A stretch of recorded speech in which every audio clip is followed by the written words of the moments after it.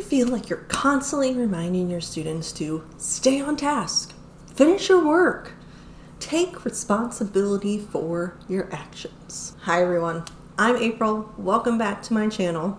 Today we're going to talk about one of the biggest challenges we face as elementary teachers, and that is fostering that student accountability and self-discipline. In this video, I'm going to share practical strategies to help your students develop these essential skills, setting them up for that long-term success. We'll go over goal setting, self-reflection, teaching self-regulation, coping skills, providing leadership opportunities, and celebrating positive behavior. So grab your favorite beverage, grab a notebook and a pen, sit back, and let's get started.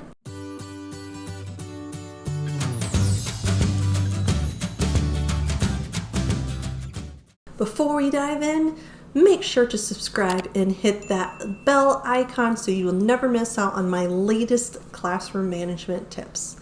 And if you find this video helpful, don't forget to give it a thumbs up. Let's start with the importance of student accountability and self-discipline. Encouraging these skills is crucial because it helps students take ownership of their actions and understand the consequences of their choices. This responsibility extends beyond the classroom, impacting their future careers and their personal relationships. Self-discipline is the driving force behind perseverance and resilience. By helping students create these skills and foster and nurture those, we are going to equip them with all the tools they need to navigate life's ups and downs effectively. So let's jump into some practical strategies. First up, let's talk more in depth about goal setting and self-reflection. Encouraging your students to set both short-term and long-term goals can be incredibly powerful. Provide them with journals or templates to write down their goals and track their progress. Encourage your students to write SMART goals. And when I say SMART goals, I don't just mean intelligent goals. It's actually an acronym that stands for something. So SMART stands for specific, measurable, achievable, relevant, and time-bound. Even I don't have it memorized, so I'm double checking here. So specific. In order for a goal to be effective, it needs to be specific. So a specific goal is going to answer questions like what needs to be accomplished, who's responsible for it, what steps need to be taken to achieve it. So thinking about specific, a student might come up with a goal like I need to spend 20 minutes every night or maybe 5 nights a week reading to improve my stamina and overall reading growth. Very specific. We also want it to be measurable. Okay, so being specific is a good start, but making some kind of quantification, is that a word, of the goals makes it easier to really track that progress and know when you are achieving that goal. Okay, so if your student's goal is to increase their reading stamina and overall reading ability by saying, I'm going to read for 20 minutes every night during the week, they could literally track that they're doing those things. Now, the A in SMART stands for achievable. So this is the point in the process when students need to think about what's able to be achieved. We want it to be realistic, not something that we put up so high on a pedestal we can't actually achieve it. So have the students think about what is realistic for them. So maybe a student initially sets that goal. They're going to read 20 minutes every night, 7 days a week for 52 weeks a year. Well, things naturally come up. Maybe they have a practice that goes long. Maybe they're on vacation and they forget their book. So many different things that can happen.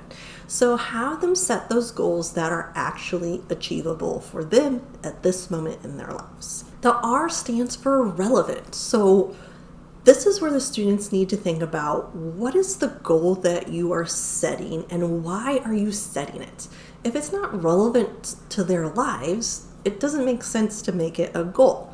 So if the students know reading is a struggle for me and I really want to improve upon that, then yes. If they're like, I'm already an excellent reader and this is going to be easy for me, it's not a good goal. And the last one is time bound.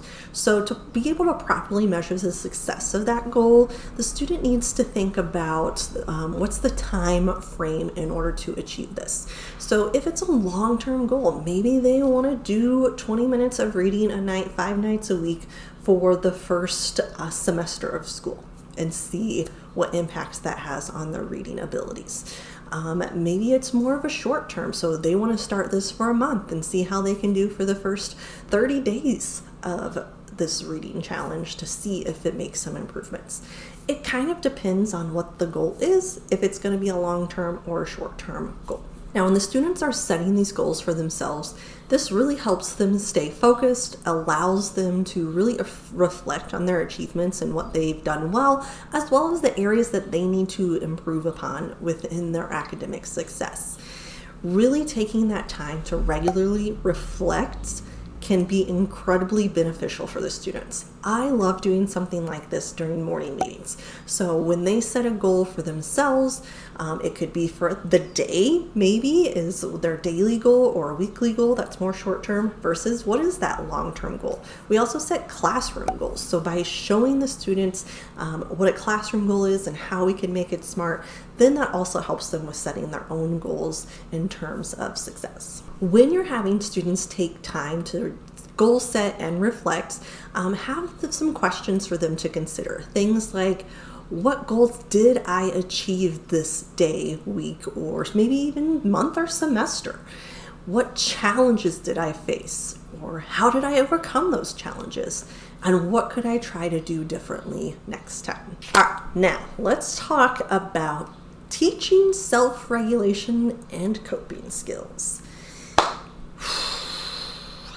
So self-regulation, it's not an easy thing to teach or even for adults to always be able to handle. So trying to help students with this is not an easy task. But the more that we can show them how to self-regulate and how to manage their emotions, thoughts, and behaviors effectively, really helps them grow as a person. So one way we can do this is thinking about some mindfulness practices we can incorporate into our daily routine. So during a morning meeting, what are some techniques students can use to help with that self-regulation? Could do things like deep breathing exercises, maybe a guided meditation. Maybe you show them how to do what's called square breathing or circle breathing. There's so many different ideas and techniques available for you online. Start just implementing them throughout your morning and refer back to them when those students are struggling with regulating their emotions. You also want to teach students coping strategies for when they're dealing with frustration, anxiety, or any other challenging emotions. You could role play scenarios, making it a fun and effective way to practice those skills. I also like to keep in my classroom an affirmation station, things that they can say to themselves that helps them feel better about themselves in order to cope with some things. Okay, and then over here, this is what we designate as our safe spot. Some people call it a calm down corner. There's a lot of different terminology you can use for that. We try to use consistent terminology across our building, and so we call it a safe spot. So it does have affirmations. I did find this in the Target dollar spot last year.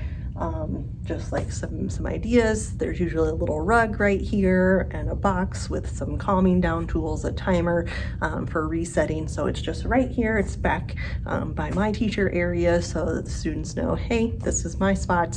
Don't bother me for a few minutes. And then if they can't get themselves regulated, then that's when I'll usually step in and talk to them or have another adult call for another adult to come help. But that is something that we do have, and again, that helps with that classroom community and building those relationships with your students, knowing that this is a safe place and they can have their feelings and then get back and ready to learn. Providing opportunities for leadership and responsibility is another fantastic way to add accountability and self-discipline. Is another fantastic way to build accountability and self-discipline. So you could create a classroom job system where students can sign up for various tasks to complete. Rotate these roles throughout the school year to give every student a chance to develop those leadership skills. When students feel that their contributions are valued, they're more likely to take their responsibilities seriously.